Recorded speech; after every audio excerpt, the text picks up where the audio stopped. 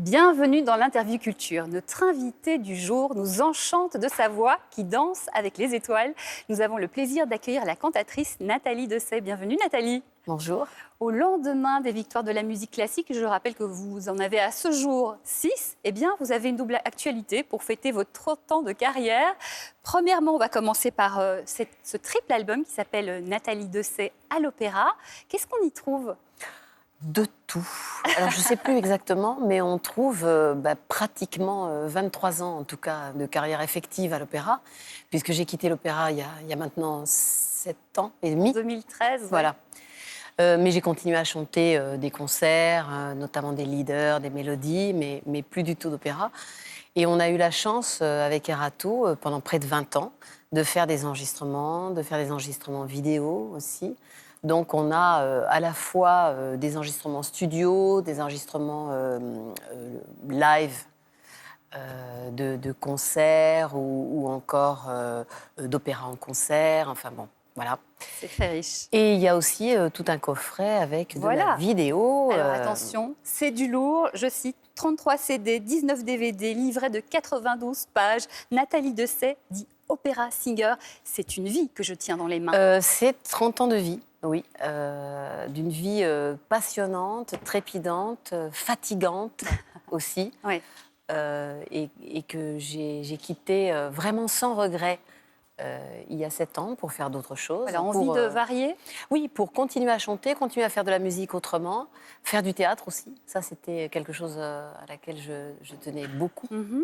Mais c'est vrai que c'est étrange, alors que je me sens encore très jeune, de me dire, voilà, on a fait tout ça, quoi. Oui, c'est énorme. D'ailleurs, si on repense à ces 30 années d'opéra, le moment le plus fort pour vous, si vous devez nous en partager un. Je dirais qu'il y a eu, par exemple, les débuts à l'Opéra Bastille en 92 avec les contes d'Hoffmann, La Poupée. Il y a eu des productions de Robert Carsen. Qu'est-ce qui était fort ? C'était les gens avec qui vous travailliez ? C'était le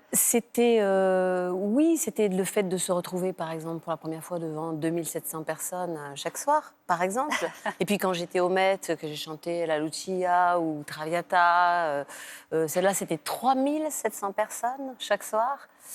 Dans des productions parfois vraiment très belles, très originales, comme avec Laurent Pelli sur La fille du régiment de Donizetti, par exemple, ou Jean-François Sivadier, La Traviata. Justement, La fille du régiment, vous l'avez beaucoup joué. En 2008, il y a eu un événement exceptionnel, c'est qu'il a été retransmis à partir de New York dans des centaines de salles dans le monde. Je vous propose tout de suite d'en regarder un extrait.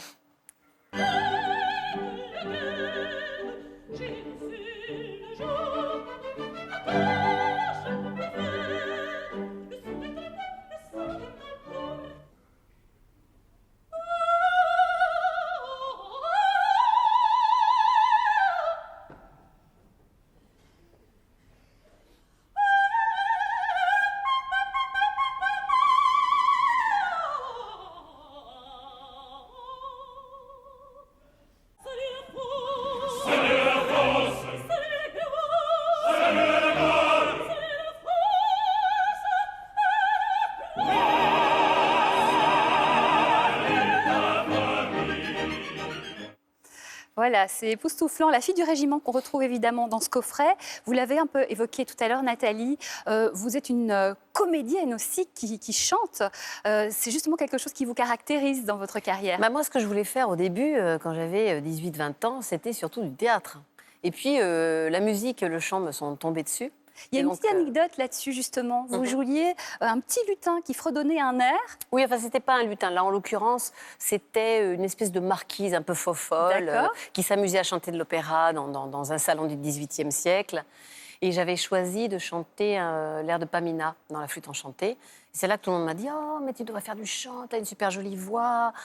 Donc, du coup, je suis passée de la classe d'art dramatique à la classe de chant. Mais j'avais déjà 20 ans, je faisais un tout petit peu de piano, mais pas vraiment. J'avais vraiment tout à apprendre en ce qui concerne la musique et encore plus en ce qui concerne le chant. Ouais. Vous dites que vous avez commencé assez tard pour une chanteuse. Ça vous a embêté dans votre carrière ? Ça m'a complexée toute ma vie. C'est-à-dire que comme je ne suis pas instrumentiste de formation, en tout cas pas véritablement, du coup, je ne suis pas très très forte en solfège, par exemple. Et donc, j'ai dû toute ma vie me préparer très très très très bien toute seule pour ne pas risquer d'être prise en défaut au moment où il fallait commencer à répéter ou être sur scène, quoi.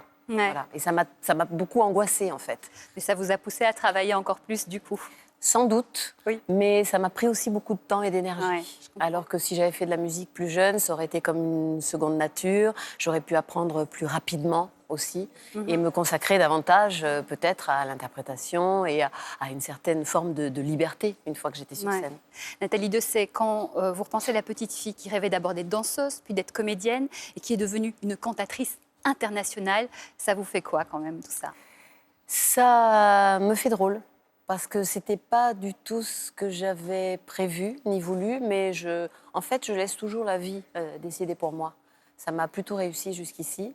Et je laisse les gens venir à moi, me proposer des projets et m'emmener avec eux. C'est ça qui me plaît, en fait. C'est une belle leçon de vie qu'on prend. Merci beaucoup, Nathalie. Alors, je rappelle donc cette double sortie.